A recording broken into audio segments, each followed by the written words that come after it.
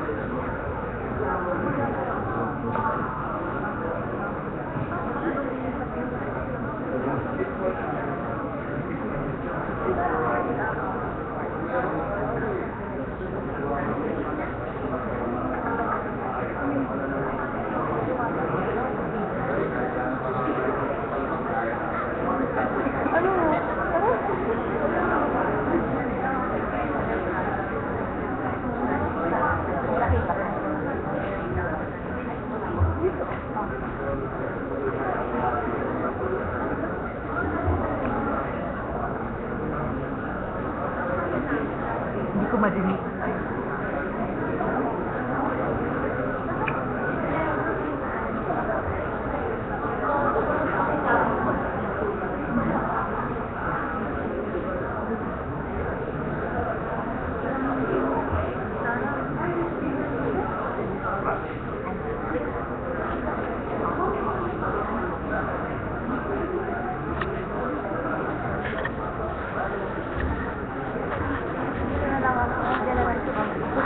Magandang tanghali po.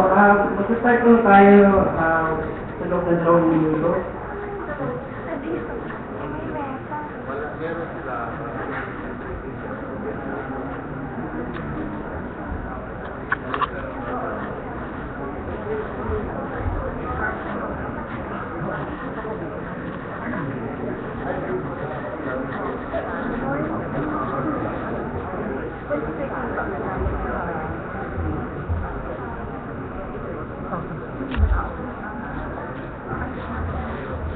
I'm live already. Okay, please take your seat. Start po tayo.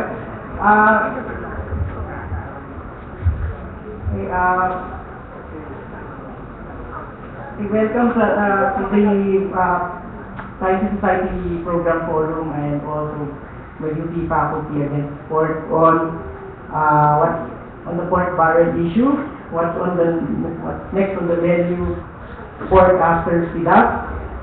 Nais ko lang magpakilala. Ako si Dr. Ben Valero, coordinator ng Science Society Program. At ang mga lecture series na ganito ay talagang malaking importansya sa programa namin, lalo na sa Science, Technology, and Society. Ngayon, papakilala ko rin ang aking kasama, si Juliet Solido, ito yung lecturer namin sa Science Society Program. Kami dalawa ay mag-moderate ng programa ito. Nais ko lang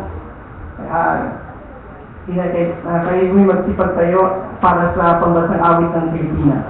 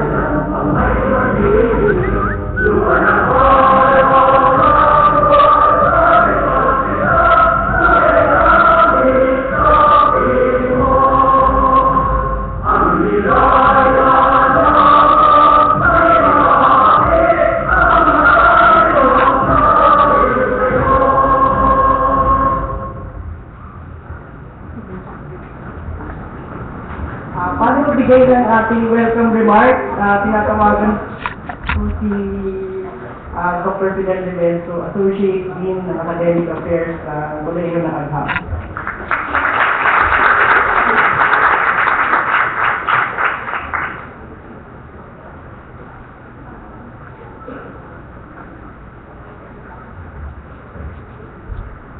Magandang umaga sa inyo lahat. Good morning, friends. Good morning, guests.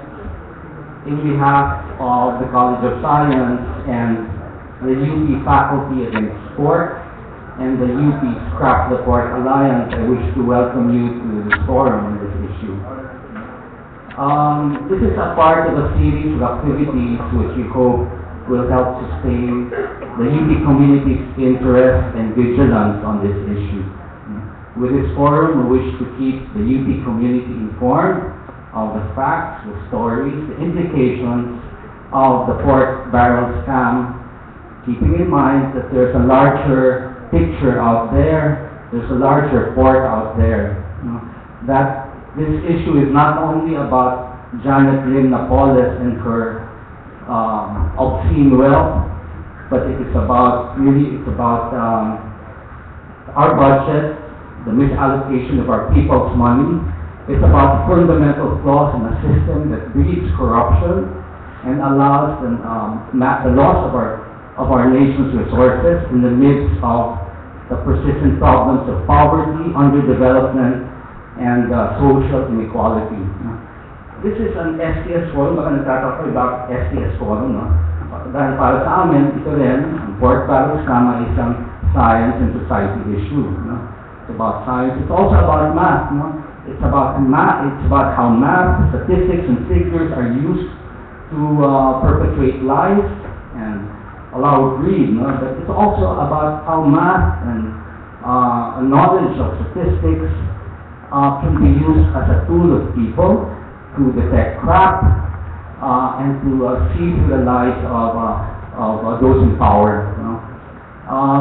Kaya idinadaos namin ang forum na ito dahil ang mga akademiko, ang mga siyentista, ang mga scholar at kawani ng ating pamantasan ay bahagi din ng lipunan.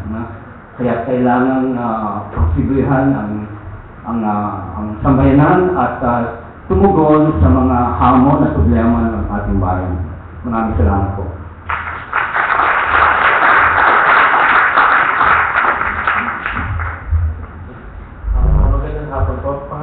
Si Juliet Sumido at ang trabaho ko ngayon at ito yung araw na to ay pakilala ang mga taong kilala na. So, mahirap yan. So, babasahin ko na lang. Ang una nating speaker ay si Professor Rita Monsod, isang Professor Emeritus ng University of the Philippines School of Economics. Naging director din siya ng Director General ng National Economic and Development Authority at kasabay niya naging Economic Planning Secretary ng Pilipinas mula 1986 hanggang 1989. Ang isa po nating speaker ay si Professor Liling Prof Briones, Professor Emeritus ng National College of Public Administration and Governance. Siya po ay naging National Treasurer ng Pilipinas at Presidential Advisor on Social Development at ngayon po siya ang lead convener ng Social Watch Philippines. Siya din po ang authority ng fiscal policy dito sa Universidad ng Pilipinas. So, i-welcome po natin yung dalawang speakers for today at magsisimulan po tayo with Professor Monsod.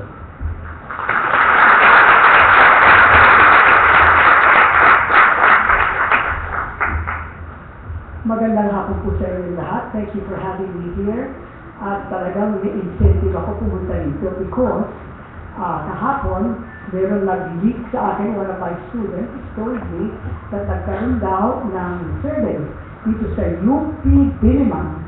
And there were 1,500 or 1,800 respondents. And meron mga 21 questions. But the final question is gusto bang abolish or reform the fourth barrel. Ang balita ko, hindi ko pa nakikita, sa liksik, is that 45% of the students were for scrapping entirely with the fourth barrel, but my golly, 42% were in favor of reforming. Sabi ko, Diyos ko, ay ito, UP Diliman ba yan? Oo. Sabi ko, so, nagpakonsuelo naman ako. Sabi ko, ano ang resulta coming from the School of Economics? The vast majority sa School of Economics. Good. That is my consuelo. And I just want to tell you that because sa katandaan ko ito, Emeritus kaming dalawa, I was in on the very beginning of the attempt to establish the fourth barrel, and I was against it tooth and nail. And ang hiningi ng nagmamakaawa si President Cory, and President Cory and the makaawa was, bigyan niyo naman kami ng konti so that mapakita namin na meron kaming nagagawa para sa aming mga constituents. And I said, well, fine, we can do that, but you will choose 10 million pesos, because we have 10 million at that time, 10 million pesos out of the priority programs that have been chosen by the development councils in your community. You cannot choose your own project, kasi it went through a process. And then you will choose them, and we will have them done anyway. You can come in and have your picture taken. But that was the extent. And while I was in government, that was what it was. And naalis ako sa gobyerno. Ay wala na. So that started it. I left in 1989 and in 1990. Okay. So let's start. Ayan, understanding the fourth balance, and I said this is with apologies to Edson Lagman and Prospero Nagrales. I think Edson Lagman is UP, no? Wow, it's cool. Is Prospero Nagrales UP also? I hope not. No, I think he's Ateneo. Okay. These are 18 slides, folks, and I'm sure there's going to be a tremendous overlap, so I'm happy to be first. Let's go. Can we get the next one, please? Where are you? Oh, here it is. What do I do? Up here or down here?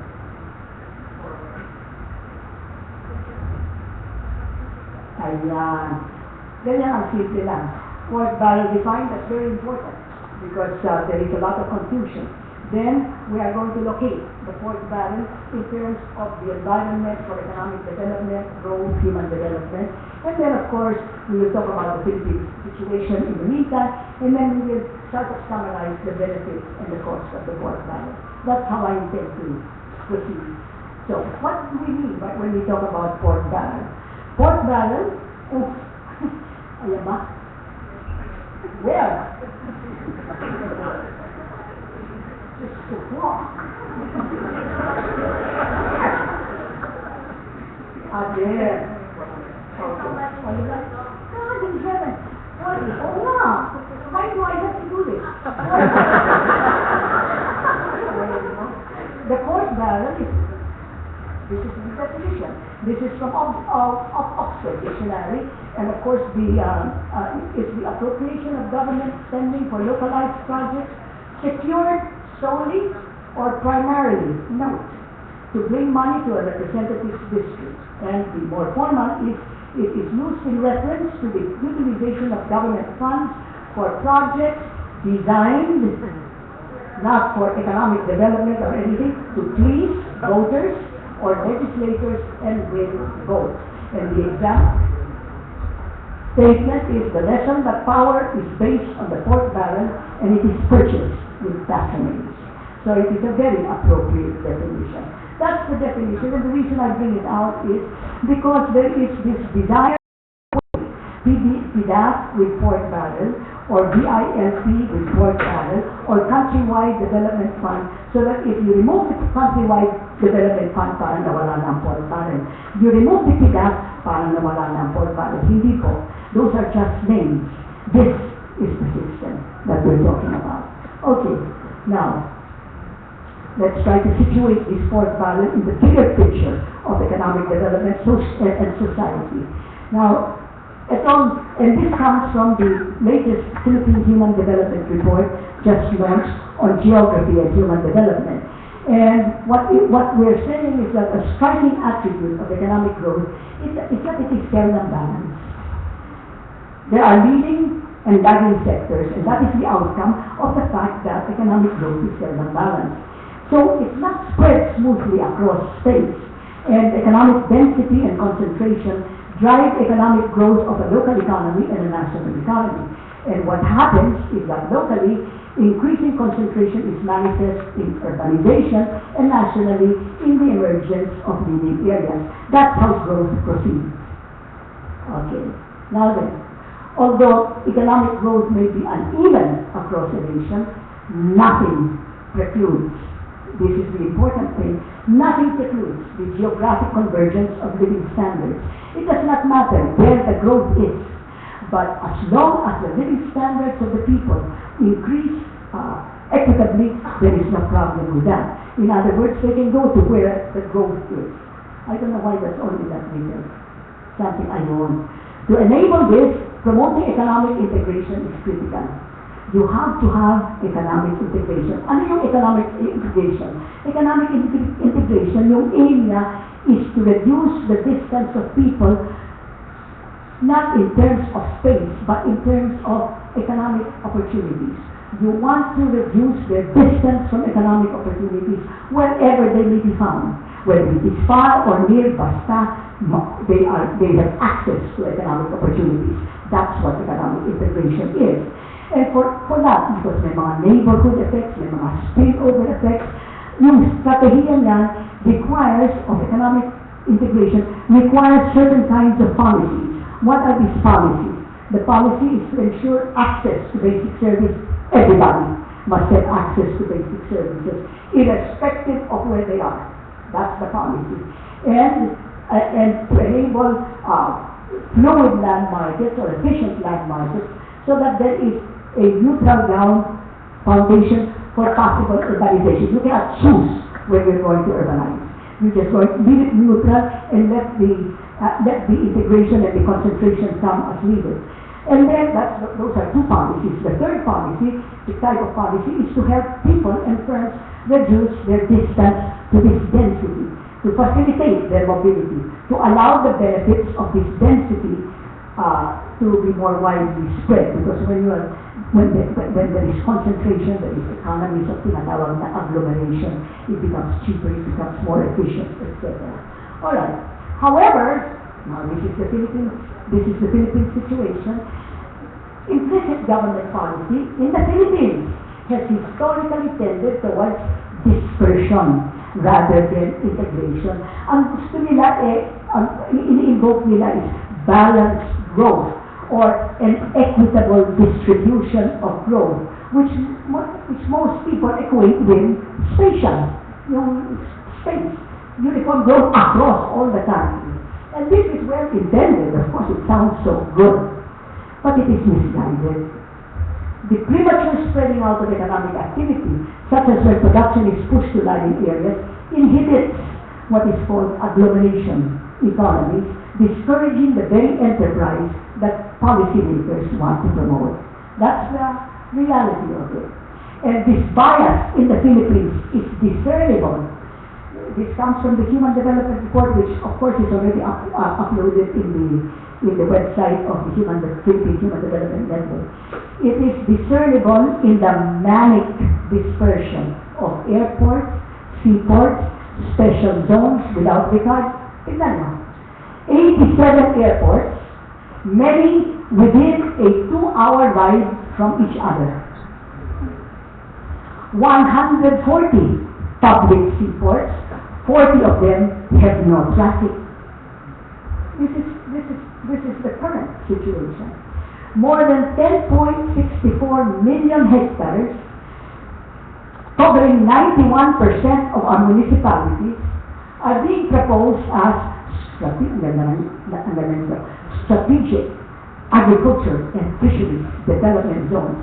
But 10 million hectares out of the 30 million total hectares in the Philippines, and that's why the approach is useless already. Everybody wants to get a piece. That's what we're talking about. This is the illustration of that kind of dispersion, supposedly in the interest of everybody is going to grow at the same time everywhere. Alright. Ito yung mga, these are the mga tables. Alright. Now, even dispersion of industry attempts have failed. And they try to disperse it, they try to generate economic mass, and here are the examples.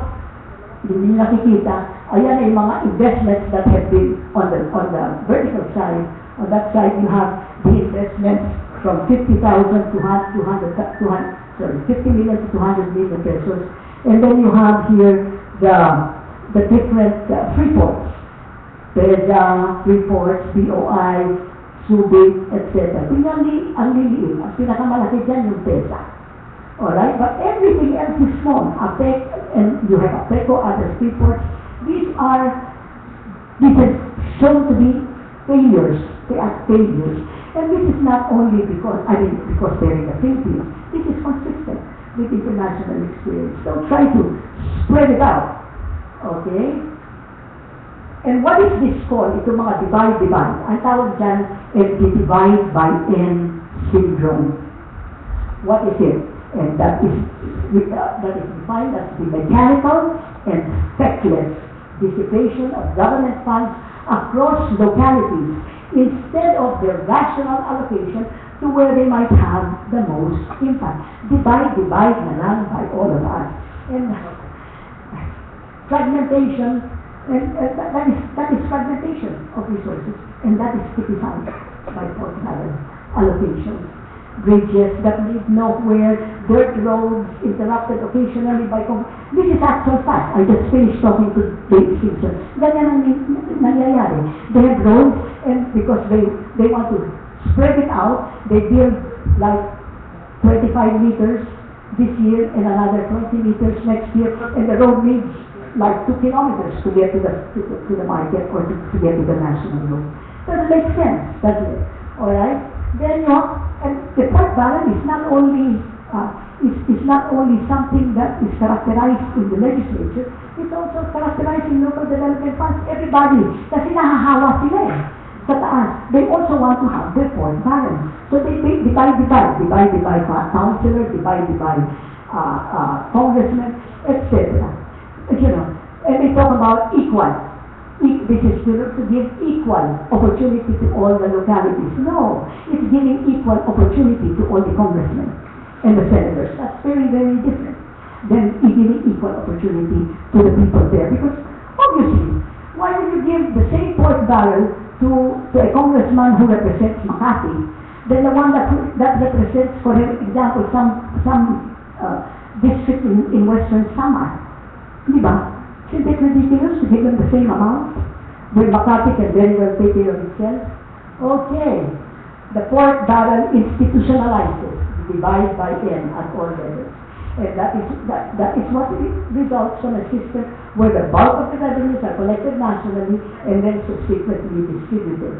And therefore the politicians are left to prove their worth by finding ways to channel part of what is left back to their constituents in the form of projects. This is the polite way. But they are there to channel these funds back to themselves, not their constituents. Okay, and then, as part of it, this divide by N can be characterized also in getting more and more provinces and getting more and more, because they want not to spread stations. All right? So, the Human Development Report speaks particularly of this particular mitosis. If you don't know what mitosis is, ask Fidel Menenzo. Cell reproduction. Removing highly urbanized cities, magic, here is a province, and then you have this agglomeration economies, this concentration, they become urbanized areas. So they become cities, but they are removed from the authority of the province. And they are made to act on their own, which essentially penalizes the province for having this kind of ability to have activities which create agglomeration activities. And why do they want to become cities? Because they get more of the port balance. Of the IRA, sorry. Alright, now, having said that as a background, the important lesson there is, notice, we have not even talked about the port barrel and its production. We have talked about port barrel as a system. And even if there is absolutely no corruption in that court balance system, it is still is inefficient because it represents dispersion rather than integration. Okay? And I will comment on, I will reiterate that later. Now then, what are the benefits? This comes from the paper of Nogales and individual members, kasi ito daw ang sinabi ng Supreme Court. Individual members of Congress, far more than the President and their congressional colleagues, are likely to be knowledgeable about the needs of the respective constituents and the priority to be given each project. That sounds so convincing, doesn't it? Except you're not comparing it with the proper, you're not using the proper comparator. Anyway, there are local development councils in which the congressperson is a member. And these councils have development plans, and they already have investment programs, which have priorities. So, and these were born out of the collective wisdom of the members of the council, of which the congressman is a member. So why does he have to choose his own? Ayon ang sinasabi dyan. And what is more, there is a misreading pa of the Supreme Court decision. Kasi parang, give it to them, let them choose. Nakalagay sa Supreme Court decision, in short, the projects and programs chosen by the, selected by the congressman are only recommendatory. Ayun ang sinabi ng Supreme Court. Please make sure that we understand that's only recommendation. But what have they done? They made it as if it was written in stone. Everybody gets their 70 million or their 200 million. Okay? Right. Notice I say nominal. That is the articulated by Nogales and Edson. Then, the relatively small projects implemented under the PDAF complement and link the national development goals to the countryside and grassroots, as well as to the rest areas which are overlooked by central agencies. I never knew that central agencies like the Department of Education and the Department of Health overlooked small areas, the rest areas. I would think it was only the congressman who could locate them. Well, it may be true that the central agencies overlook small projects, but certainly the provincial, municipal, and barangay agencies do not. And the latter, unfortunately, are often ignored in favor of the congressperson. Ayan ang nangyayari. Alright? They are not mentioned at all by the members of Congress as having influenced his or her choice of projects. Now, that's phenomenal. But why do they really want that foreign power? What is the real benefit? The real benefit is to individuals, not to society. What is the benefit? Well, it is a means, obviously, by which the executive can exercise influence and control over the legislature. All he has to do is not release. Or all he has to do is promise releases. May mga kwento, may mga chismis siniling dyan. Hindi ko alam, ayan. Chismis. Okay. It is the means by, but I believe her. It is the means by which, and then, it is the means by which the legislator can ensure election victories, or the victory of his family, or the perpetuation of his family. It has become big business. Because if you think of it, 70 million times 3 years, and you get what? 20% of that, supposedly? 20%, maybe 30%? What are you talking about? You're talking about 14, 20, 14, 28, 42 million, just like that. Right? Tapos meron pa kayong economies of scale. If you have your brother or your sister, etc., run for local office, and you have a dynasty going. And of course, the comment there is that these benefits accrue not to the people themselves, but to the so-called servants of the people. We are being robbed blind. All right. Now, what are the thoughts?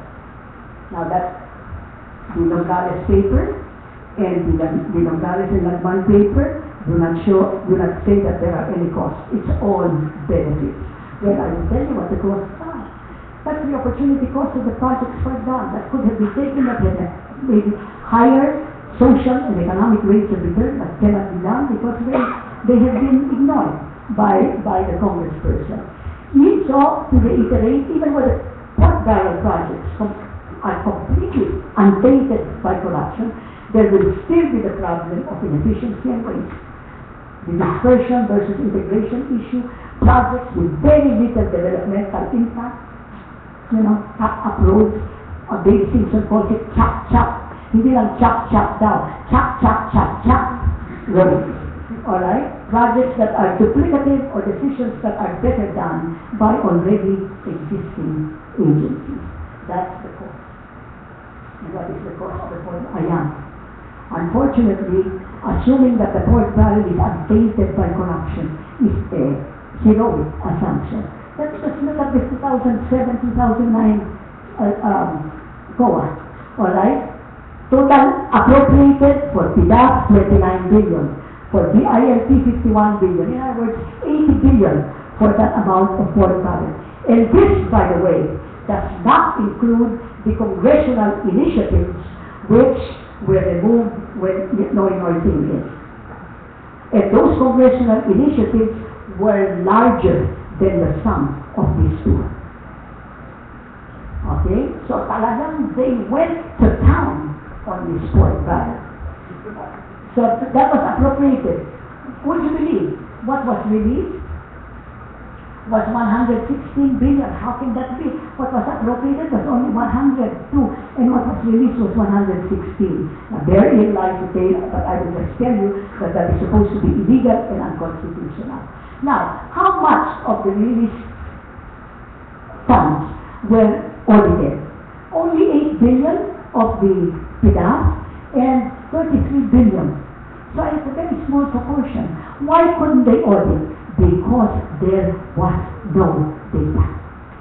The budget office could not supply them with the paper trail that they needed in order to be able to. So of this for example, of this 102 billion of DILT, di ba 32 billion lang ang na-cover? Well, the 69 billion was given to unidentified solos. Why unidentified? Because we could not trace them. I'm sure they will be able to. But not now. Alright? So 8 billion. And what were the funds that were found to be improper or highly irregular? Of the 8 billion of PDAF, 6 billion were found. In other words, 75% were either improper or irregular. Alright? And here is the parang milagro. Imagine of the 33 billion of DILT. What is DILT? It is various infrastructure and other local projects. That's the HUD, supposedly the HUD. Of the 33 billion, only 310 million were found to be irregular. So I said, bakit kaya? Well, number one, it is because hindi nakalagay doon the original value of the projects they found to be in a high state of deterioration or not completed or whatever. And second, according to the COA themselves, the COA members themselves, mahirap i-trace yan. Kasi, ang tawagan dyan informal. The congressperson calls the district engineer. And the district engineer, as long as it is 50 million pesos worth of infrastructure, they have the authority to make the decision on their own. They don't have to go higher. For regions, it's up to 100, for the regional director, 150 million on their own. After that, it must go to the center. So you can imagine the scope of transactions that can take place. Alright? So that is a very small portion, and that can be explained. So that is the cost of the port barrel. So the question is the port barrel worth it? I sincerely hope some of those students that said we should reform can come and listen to it, because the reforms are all there, the procedures are all there. In 2000, after there was a scandal with respect to the Countrywide Development Fund, naglagay ng reforms si boss ni Liling, what's his name? Estrada. It was during that we're going to reform it. So they renamed it. Wala ng Countrywide kasi mabaho na yung Countrywide. So naging Priority Development Assistance Fund. And then they had all sorts of safeguards, including billing, including procedures for NGOs. Name it, they had it. In 2008, Nograles and Lagman wrote their paper, and they brought up the same safeguards, and they were bringing up the same safeguards at the time that all this is going on, 2009. No, it cannot be done because there are very many safeguards. That's why mga anak, ayan. This is the famous last words of the paper by Nograles and Lagman, who are defending the report by the sabi nila. Since the advent of the CDF in 1990 and the institution of the PDAF in 2000 up to the present, 2008, there has been no post-audit report by the Commission on Audit directly associated any member of Congress to a serious abuse and or infraction in the utilization and implementation of the much maligned congressional fund. I show you this report by COA, naming names. I don't know how Excel is going to defend that. Besides which, I said, bakit nga naman? Tumawag ako sa COA. Bakit sabi ni Excel in 2008, nawala daw? Meron. Kaya lang, they did not bring it together as a countrywide performance audit. They had it is embedded. All the recommendations and all the findings are embedded in the different agencies. Nobody bothered to put it together. Okay? I think that is it. Famous last word. So what is the bottom line? The bottom line is, I don't care what name you call it, whether it is line item, as long as it is sport. As long as and what is sport? Sport is any project that is identified by the Solon. The Solon must keep to making laws. He must not keep. He must not try to get into the executive, into an executive function, because we all know why they do it. Don't, please. Wala kayo, kawawa naman yung mga nawala ng scholarship kasi nagbibigay ako ng scholarship. Linsak, pumunta kayo sa Department of Education. Diba? So, that's it, folks. I hope, please, do not, it's very easy to get, what do you call it? To get swayed. And I myself, who am a big opponent of the point balance, and nung nakita ko yung news na si Congressman Evardone nagsasign na abolish the PDAF, I somehow, in spite of the fact I say PDAF is not port, it's just a name, sinabi ko, wow, they're doing it in the right direction. They are not going in the right direction. They are merely changing the name. Thank you.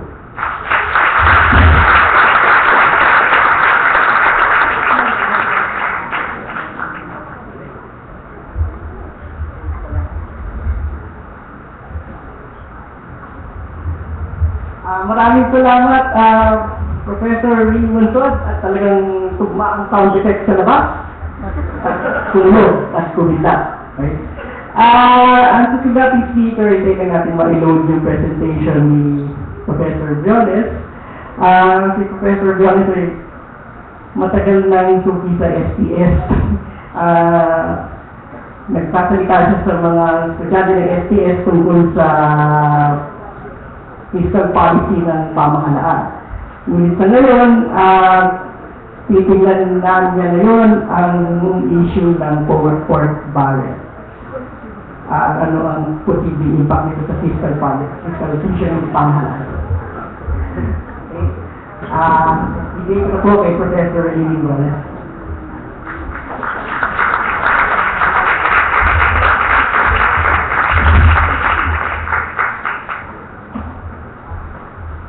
Magandang tanghali sa inyong lahat. Nandito ko kanina, 11:45, dahil sinabi sa akin na 11 o'clock. So I apologize dahil lumabas ako para maghintay hanggang maging 11:30. Anyway, wala kaming problema si Winnie dahil walang overlap talaga. Dahil ang binigay ni Winnie is the total overview, no?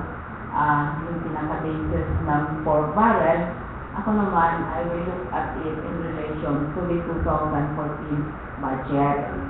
So, complementary yung aming mga achievements na aming presentation. Okay, sir. Very quickly lang, alam naman ninyo, hindi ko na yan uulitin kung bakit mahalaga ang budget sa national development. Kayong lahat ay taxpayers, lalo na kayong mga estudyante. Sinasabi sa Facebook, sila lang daw nagbabayad ng tax, no? Nagpa-file ng income tax. Hindi yan totoo dahil kayo lahat nagbabayad ng value-added tax. At kung titingnan natin yung estimate ng revenue for 2014, mas malaki ang manggagaling sa value-added tax. At sino ang pinakamalaking consumer? Kagaya natin, middle class, lower class, mahirap, lahat nagbabayad ng value-added tax. So, mahalaga yan. Alam naman natin yung problema, hindi na kailangan uulitin. Pero ang budget para sa akin, pinaka-powerful na instrumento na pwedeng gamitin ng pamahalaan to deal with the problems that we have identified. No? It is an instrument for redistribution of income. Kaya sinasabi ng iba, ang budget daw parang si Robin Hood, kukuha ng taxes sa mga nagbabayad ng malalaking taxes, tapos yung pera na yan gagamitin para sa servisyo. So, pwedeng education, health services, da. So, it can be also used to stabilize the economy. Very quickly lang. Next. Now, bakit kailangan magtanong tayo? Dahil pera natin yan. Ang budget natin for 2014, total expenditures is 2.268 trillion. Lahat tayo man dyan ay nagpupuntigod. So, kailangan magtanong tayo kung saan pupunta yung pera natin. Mas importante para sa akin, lalo na kayong nag-aaral ng public finance.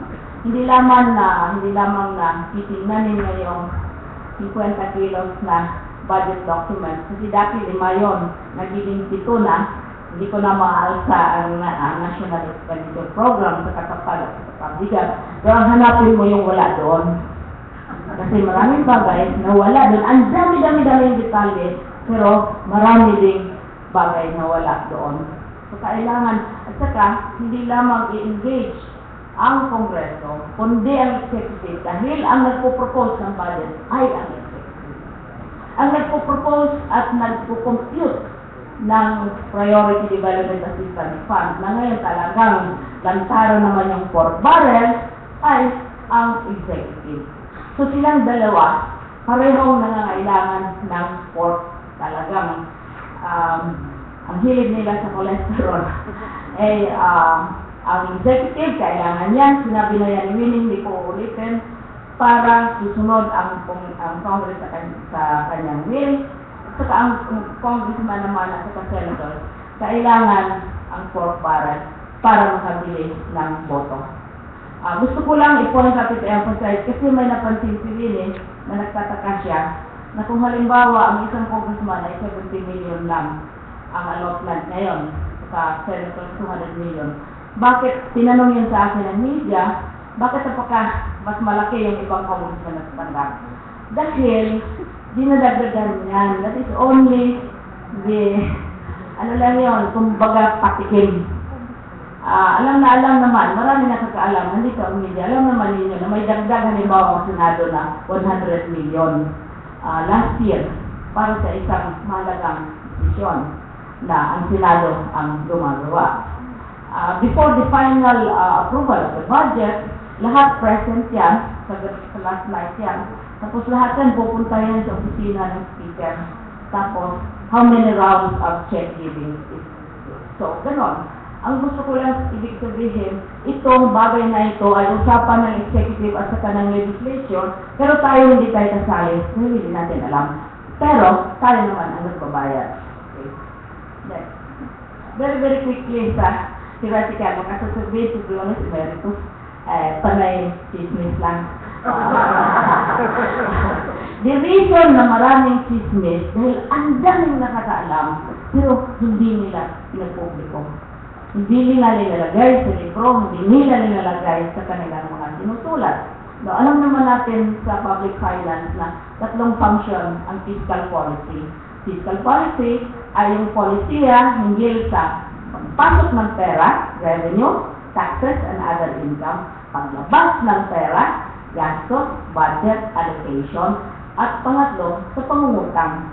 Ngayon, ang budget, importanteng bahagi ng fiscal policy kasi yon ang gastos.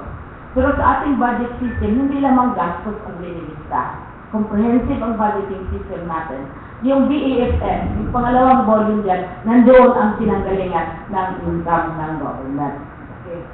So isang function, sinasabi sa libro, basic public finance 11, ay yung allocation function. Nag-decide ang government kung ano ba talagang i-consider niya as public good na para sa lahat. Tulad ng kalsada, tulad ng malinis na hangin, lahat yan. If you breathe the clean air, everybody breathes the clean air. The kalsada, anybody can walk on it.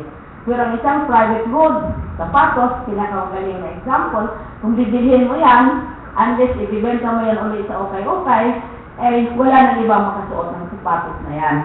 So, yun ang pag-decide ng government kung gaano kadami, gaano kalaki, anong variety sa eskwelahan, magamot, makalsada, mabahay, na kanyang ibibigay, yun ang allocation function niya sa balanse ng public at saka private goods. Ang pangalawa, ito yung para sa akin, at this time, ang pinakamahalagang function ng budget, which is the distribution function.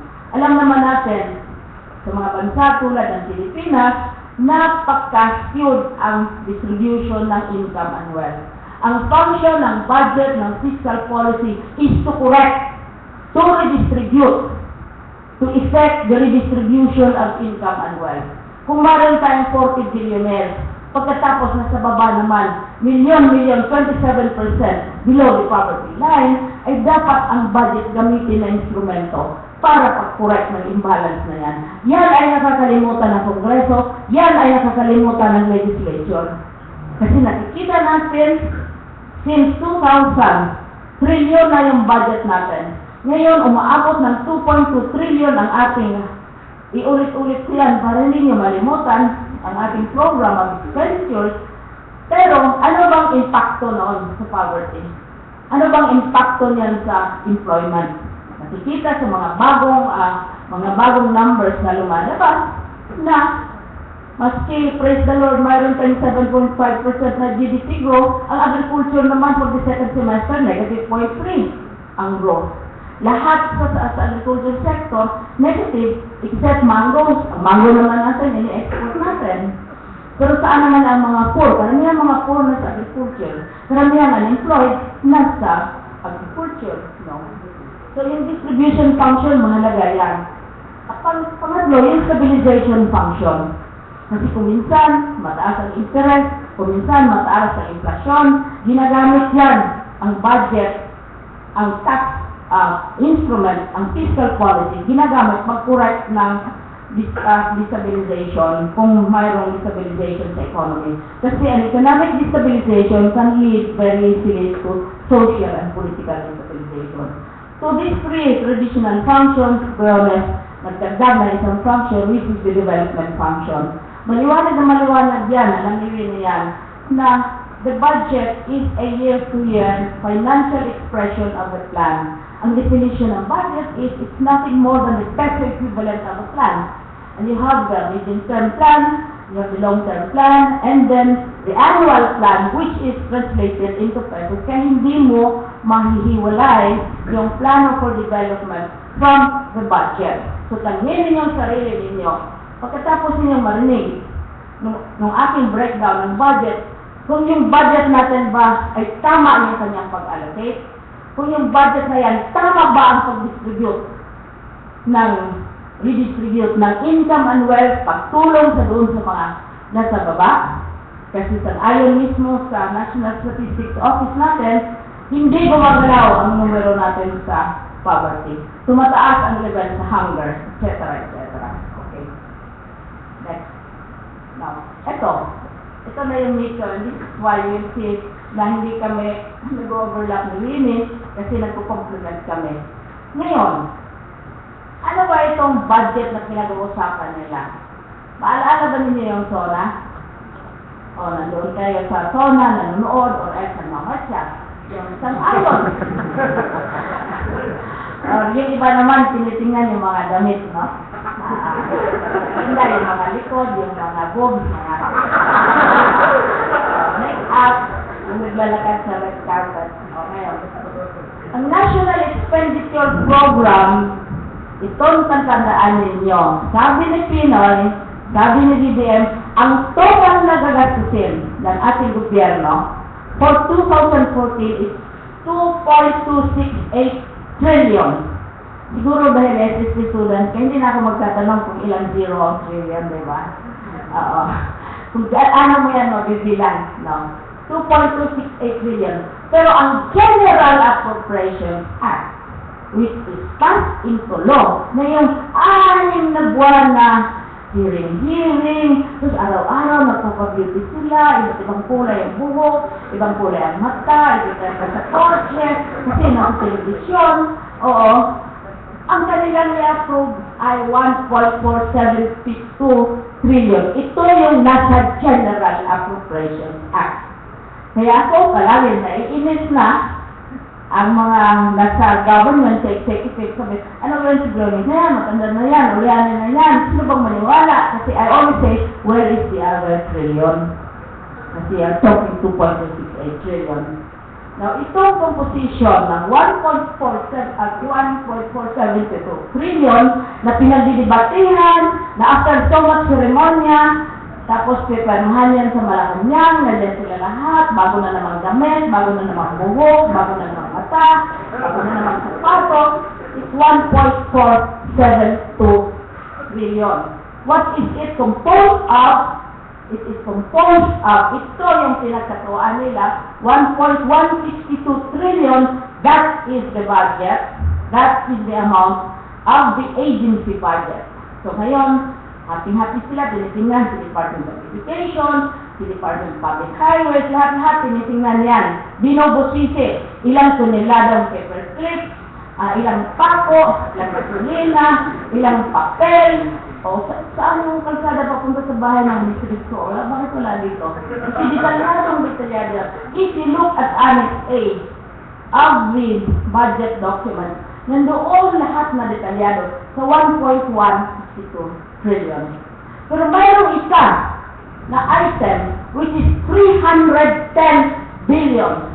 Alam mo, kung i-mention ko yan sa publiko, mahirap sila mag-isip. Billion, kasi ano sinaya lang nila, 100 pesos, 100 pesos, 1,000 ka, tuwan-tuwa ka na. So, billion, dito na lang tayo sa kalahating kilometro, dito na lang tayo sa school bag na dinidistribute ni Kong, kasi mas maintindihan natin. But 310 billion is classified as special purpose funds.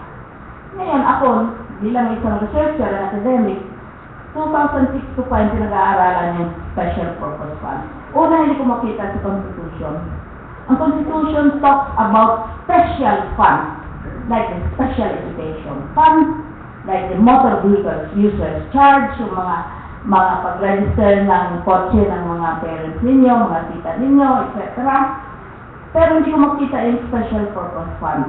Kasi yung special fund are funds na pumapasok, like special education fund, that is part of the real property tax ng local government unit. Motor vehicles is part of the registration of your vehicles, no? So, walang special purpose fund. So, umaabot ng, sinasabi ko na, 1.472 trillion, but you have 310 billion, which is not detailed, and which is one dime. Diba? Isang linya, isang chart lang yon, isang linya. No? Itong special purpose fund, ito, saan ba si Fork? Saan ba si Fork? Ito naman, galit na galit kami din sa Fork. Saan si Fork? Fork is part of the special purpose fund.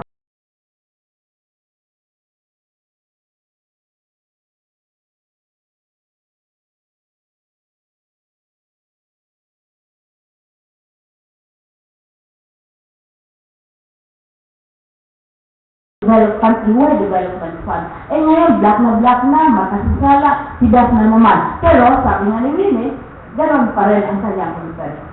Doon, kasama sa 310 billion, appropriation yung 25 billion na pork. So, kung titingnan ninyo, ang 25 billion na pork na talagang direktahan niyang binibigay sa congressman para magtuturo, kunwari sila ng project, i-compare mo sa 2.268 spending program ng government, i-compare mo sa 310 billion, hindi na ko kayo turuan kung paano mag-extract ng percentage, di ba? How many percent is that of the total? Many of you can do that in your head very easily. No. So, anong constitution ng ating 2.268? So, you have the General Appropriations Act, balik tayo, 1.472 trillion, mayroong tinatawag na automatic appropriation, which is 796 billion. Automatically appropriated, considered past installment. Sinong pumayag ng yan ay automatically appropriated? Ang Congress. O sa kanila na yun, sa executive na yan. Hindi na natin yan. Dito na lang tayo sa 310, dito na lang tayo sa 25. Hindi sa 310. Dito tayo sa 25, dyan sa 1.162 kasi nandun yung mga kalsada, nandun yung mga kanal, nandun yung mga libro, mga gamot, etc. etc. Pwede nilang pagparkuhan. Okay. Now, automatic appropriations is 796 billion. Sabi ko na sa mga congressmen, maski automatically appropriated yan. Hindi ba, responsibilidad ninyo, maski tingnan man. Minsan tingnan, minsan lang, etc. Tingnan ninyo. This is where your famous interest payment is. This is 352 billion. By the way, payment of principal is 200 billion. It is not in the General Appropriations Act. Hindi nakalista. At saka may technical explanation sila dyan. So what is the automatic appropriations composed of? Debt service payment, interest payment, without the principal, 352 billion. The internal revenue allotment, yon ang sinocompute din ng executive, which is distributed to the local government as their share of internal revenue, na nagingit-ngit ang local government na sabi nila, kailangan dagdagan 341 billion, hindi na rin yan tinitingnan. Net lending, which is 24.9 billion. Itong retirement life insurance premiums, which is 28.9 billion, automatically appropriated. Hindi ko maintindihan because the special purpose funds, mayroon din 80 billion for personal benefits, mayroong 120 billion for retirement funds, pero mayroong automatically appropriated for life insurance, 28.9. Itong special, talagang nahirapan ako sa word na special. Whenever I come across the word special, special purpose fund, special account, ito, 21.1 billion automatically appropriated. Kaya parang allergic na ako pag marinig yung special. You're the special person in my life. Yung pala, you're one of the special persons. Yun, 796 billion yan lahat. So, ulitin ko, 2.268 trillion spending, approved ng Congress, din mo 1.4 billion, out of which mayroong malaking bukol. Lump sum ang tawag yan, 310 billion, nandoon nakaluklok, nakasiksik ang 25.2 billion for barrel. Kung ang 4 barrel ay tinatawag, ako para sa akin, yan lang ay diik. Ang inahin ang saya ko, is 310 billion. Litunin mo si pork na 25.2 billion, yung bang pinakamaliit, nandyan pa si mama, 310 ng mga anak at mga anak. Other pork. Okay, next slide please. Now, in addition to the National Expenditure Program, mayroon pang, at saka Appropriations Act, mayroon pang tinatawag na unprogrammed fund. Wala yan sa General Appropriations Act. This is 139.9 billion. Billion. Ay, hindi tayo sanay dyan. Ay, tayo nga, hirap na hirap pa tayo maghanap mga faculty. Bigyan mo lang ng 1,000 increase, happy na. Tapos, 1/2 ng salary pupunta sa taxes, di ba? Collected tayo in advance. Ay, billion. Kaya, ang iba na makinig. malaman ang katotohanan dahil ang hirap-hirap, in the words of my former boss, ang hirap i-graph. Ang hirap i-graph yung mga ganyang bagay.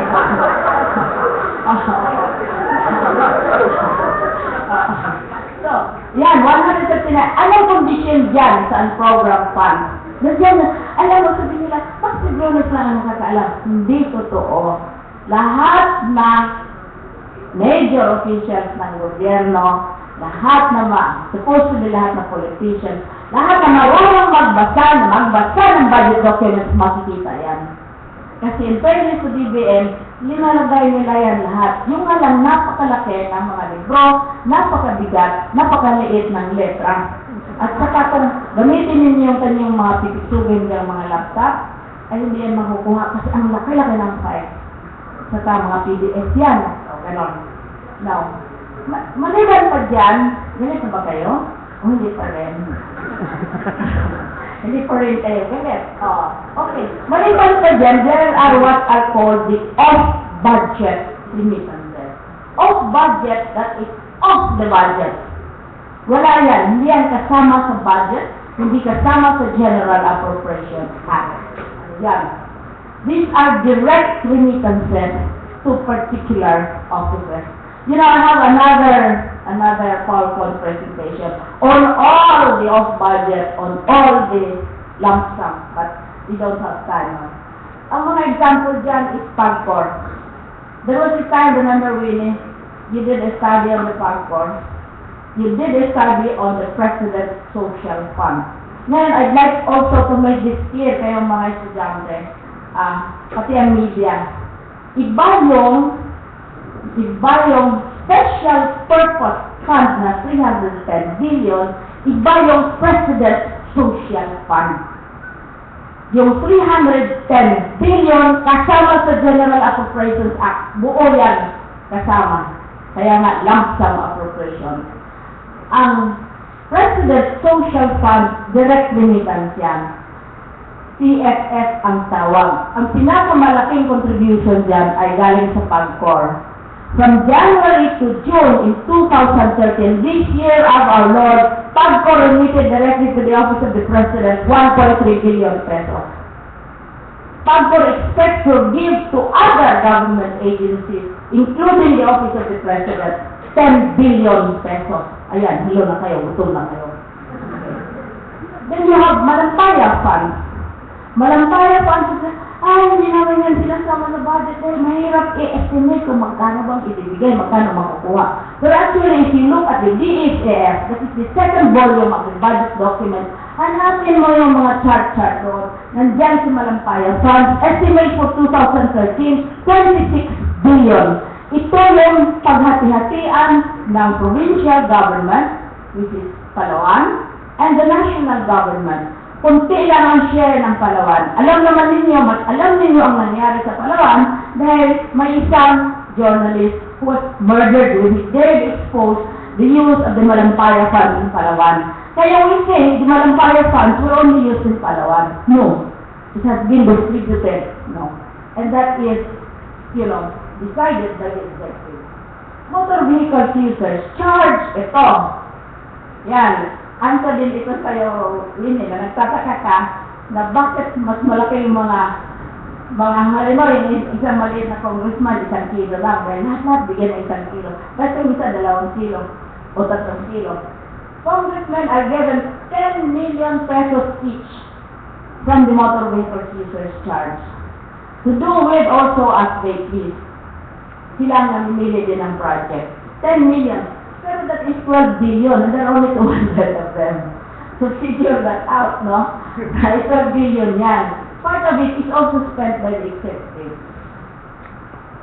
Saka sasabihin natin, sinagot na ako publicly. Ay, naman si Briones, umandang naman yung matanda. Sabi. Yan, ina-audit naman yan. Totoo yan, ina-audit, but when do you learn about it? The last audit I know of the Special Purpose Funds was in 2009 during the GNA administration. It was a confidential presentation by the Commission on Audit. They did a study. The coverage was up to 2007, 2004 to 2007. Ang dami nilang nakitang abuso sa, special purpose funds.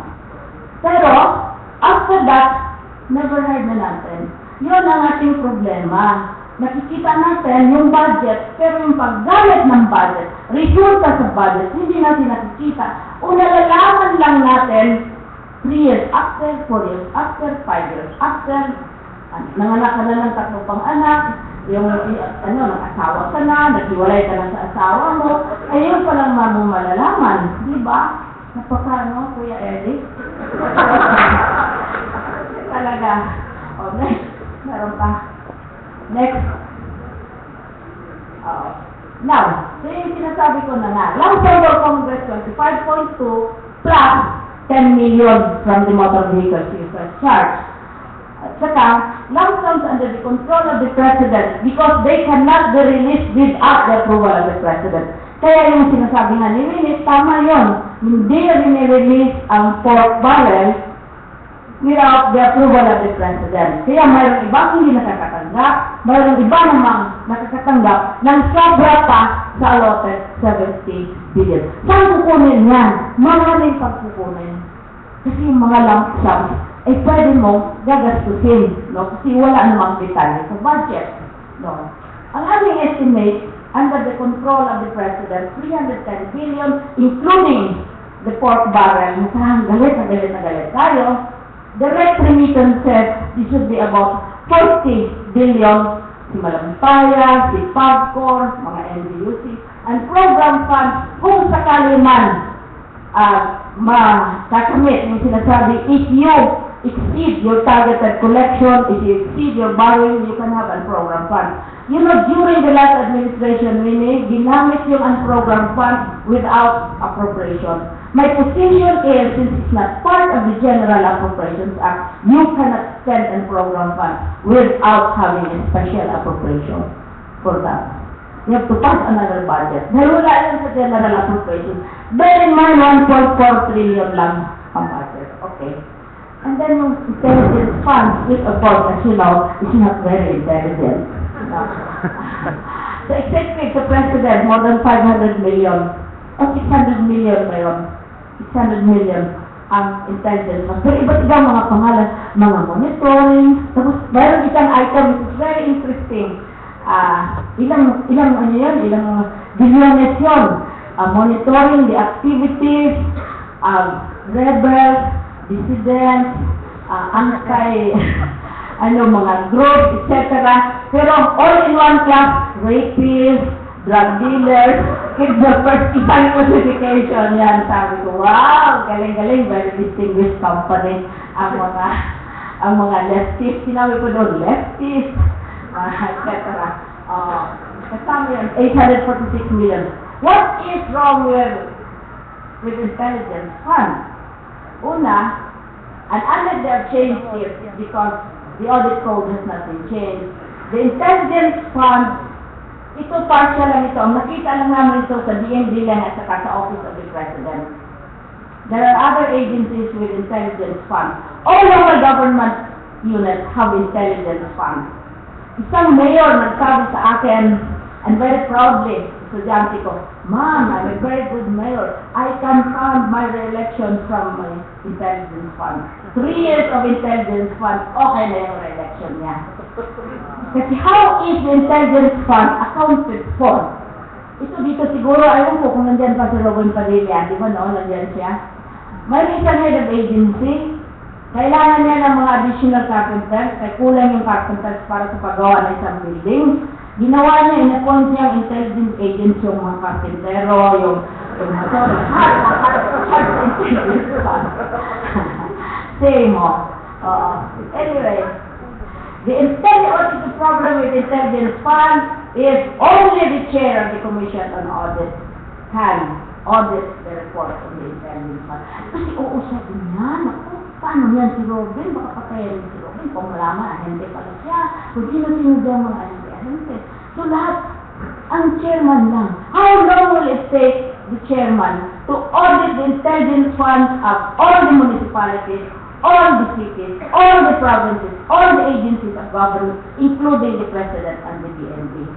And even if he or she successfully audits them, will the public get to know? Hindi. For your eyes only.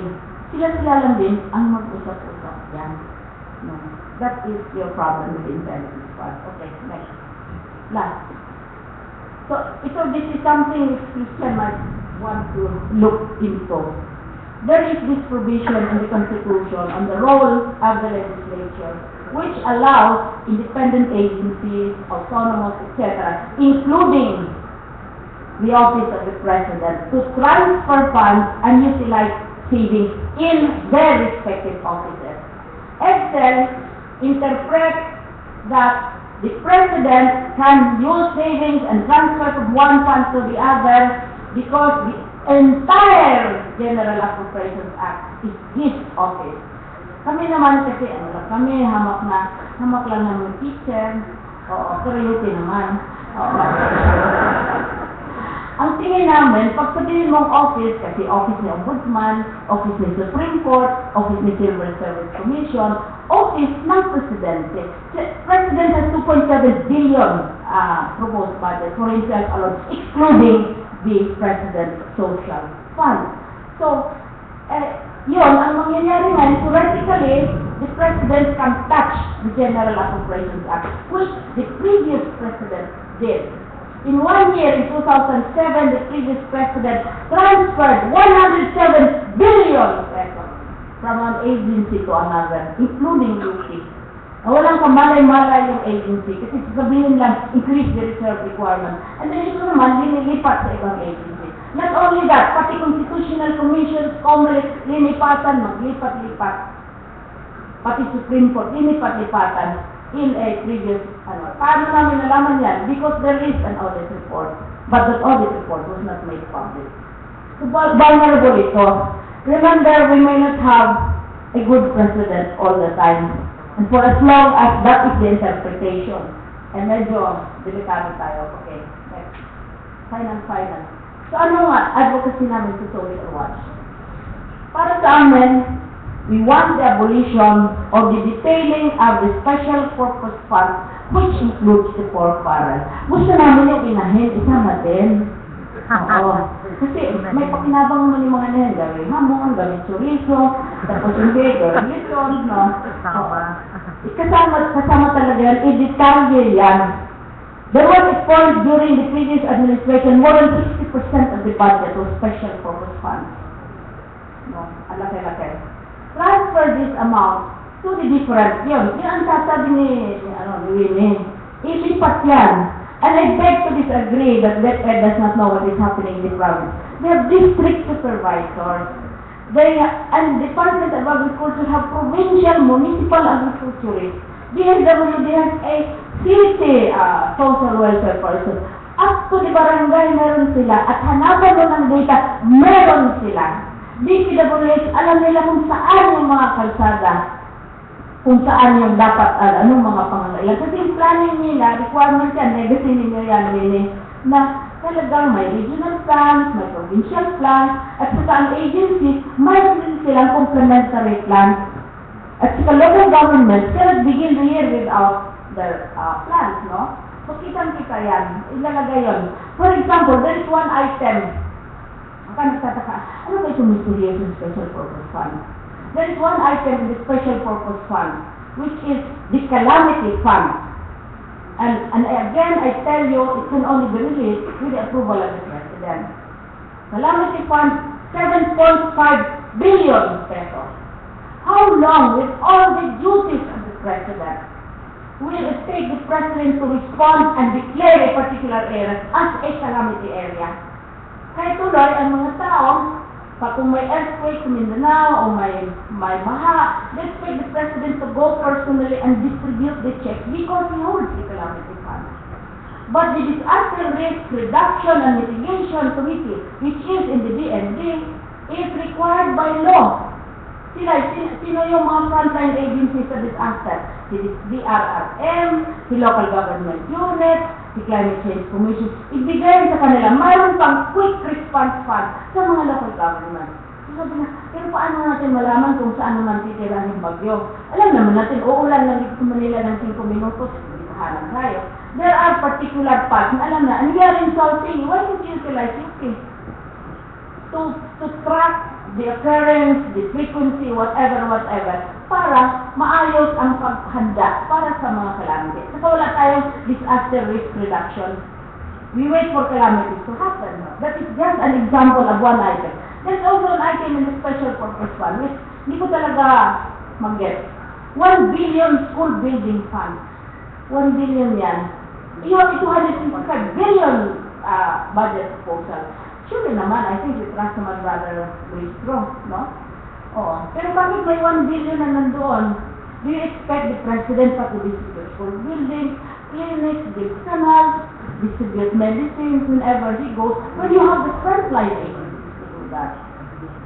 Tapos mayroon pang more than 20 billion social and infrastructure funds in the special purpose fund. When you have all the frontline agencies, I think we insult the different departments who are already into the discipline of planning, of programming. It's just that they're not given enough money. Okay. Finally, ang punto namin, integrate those off-budget items, ilagay sa Appropriation Act para malalaman ninyo.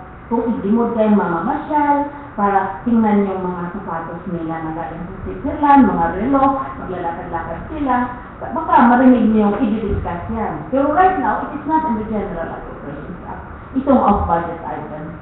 So yan ang aming advocacy. Pero kung tanongin niyo kami, do you support FORPAR? Of course we support the anti-FORPAR campaign. Because we see that at the beginning. We see it as an opportunity.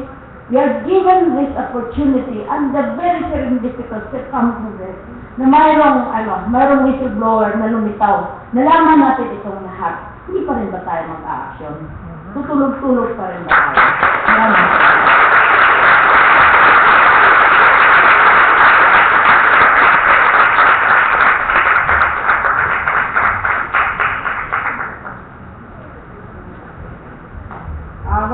Maraming salamat po, Professor Briones. Baka naman kasi tinatanong niyo kung bakit what's next on the menu yung title ng aming forum. Pinag-usapan namin ito at mukha naman ngayon lalong naging mas malinaw kasi ngayon alam nila kung anong source ang nilagay sa lecture. Mas marami pa sa likod ng issue ng Prof Briones na niliwanag nila Professor Winnie Monsod at Professor Liling. Bago tayo magsimula sa public forum, nakatanggap kami ng request ng University Student Council kung pwede sila magbigay ng konting salita tungkol sa survey na nabanggit ni Professor Monsod kanina. Ibigay na namin ang floor sa UPSE. Nandito ba po ba yung mga